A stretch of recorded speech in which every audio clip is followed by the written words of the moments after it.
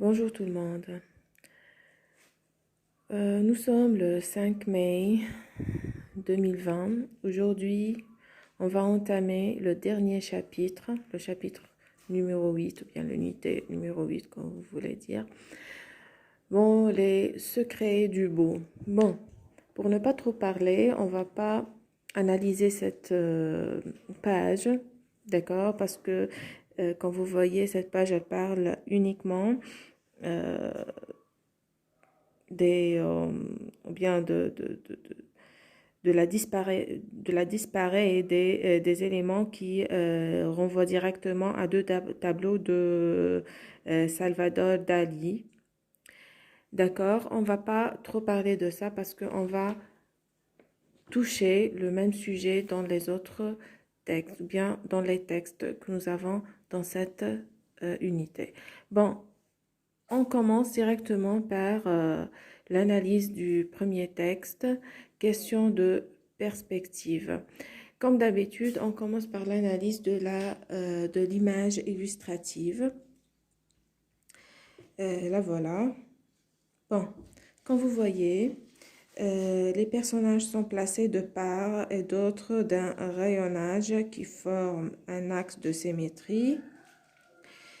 Le personnage debout à gauche est richement habillé d'un manteau de fourrure. Il porte à la main droite une tègue dans un étui.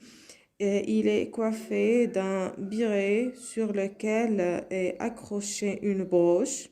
Sur le noir de ses vêtements tranche le rouge de ses manches et du devant de sa chemise où pend à une chaîne dorée une médaille.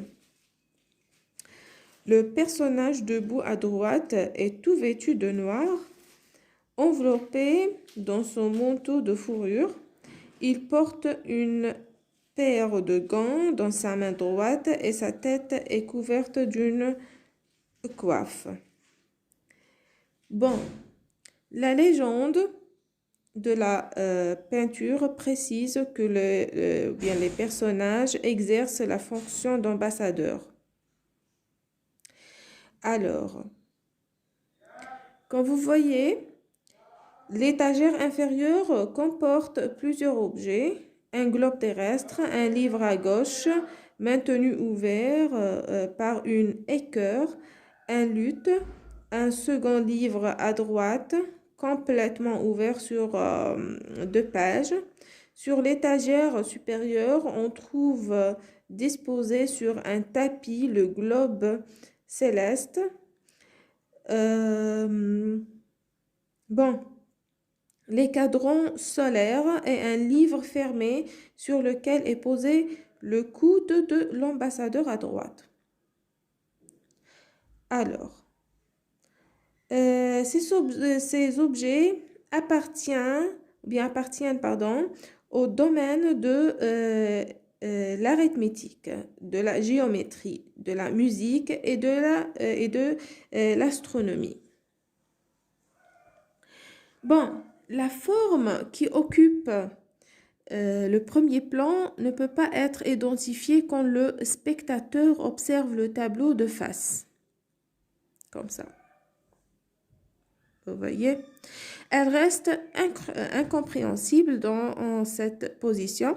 Cette forme n'est pas posée sur le sol. Elle est flottante parce que sa position n'est pas horizontale du parallèle du sol. Elle se présente en une diagonale dont la partie inférieure est baissée et la partie supérieure levée. Voilà. Alors, on passe à une autre chose. Bon, on parle un petit peu du paratexte. Ici, dans la source, on peut dire que l'ouvrage a pour thème le secret. Le secret peut être un fait, un objet ou un aveu qui doit rester caché.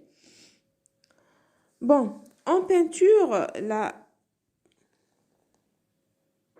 perspective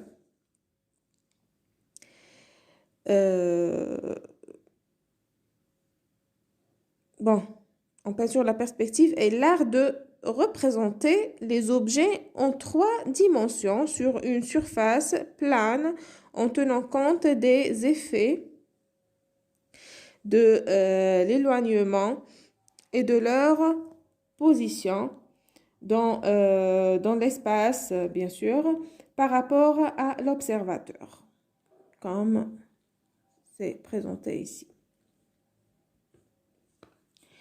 Bon, on parle un petit peu du titre. L'expression en question devait dire sujet qui donne lieu à réflexion, à discussion. Vous voyez?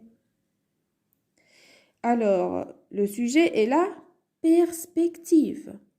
Alors, et si on parle d'un sujet, c'est quoi ce sujet? C'est la perspective. On parle un petit peu du texte.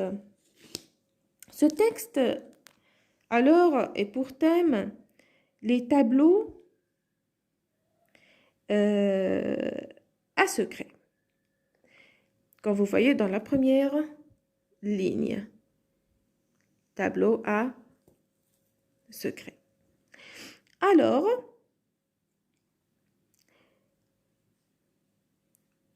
comme nous avons dit maintenant, le texte et l'ouvrage traitent le même thème, le secret, qui se trouve dans le titre.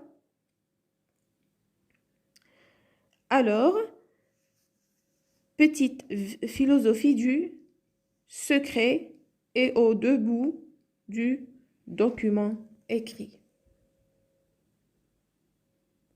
Petite philosophie du secret. Alors, en peinture, on parle de la peinture, bien sûr. En peinture, le secret est exprimé par l'anamorphose. Il pose le problème de la perspective et celui de sa signification. Alors, le tableau de Anne Holbein, Les ambassadeurs, est un exemple qui sert de point de départ et de support au raisonnement de l'énonciateur sur le thème du secret, de son identification et de sa signification. Bon, on parle de l'objet qui occupe le premier plan du tableau. Cet objet est un crâne.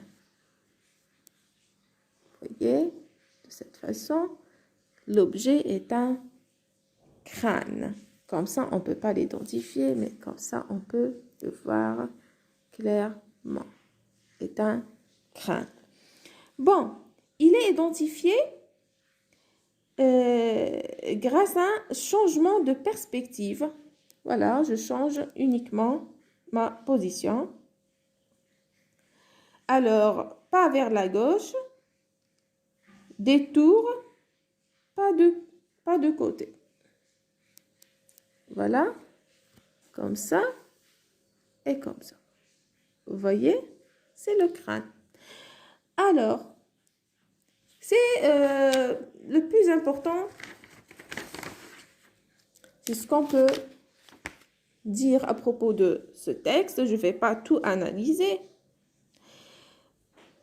Je vous laisse de faire le reste, c'est-à-dire de répondre aux questions de cette partie numéro 3. Alors, d'analyser le texte. J'espère que vous faites ça. Alors, pour moi, j'ai terminé. Alors, c'est à vous de jouer maintenant. Je vous demande d'analyser le texte en répondant à ces questions. Ça, c'est le dernier chapitre. Alors, Soyez sérieux un petit peu. Faites vos devoirs, s'il vous plaît. Je vous souhaite une agréable journée. Prenez soin de vous. Travaillez bien. Bon courage. À la prochaine.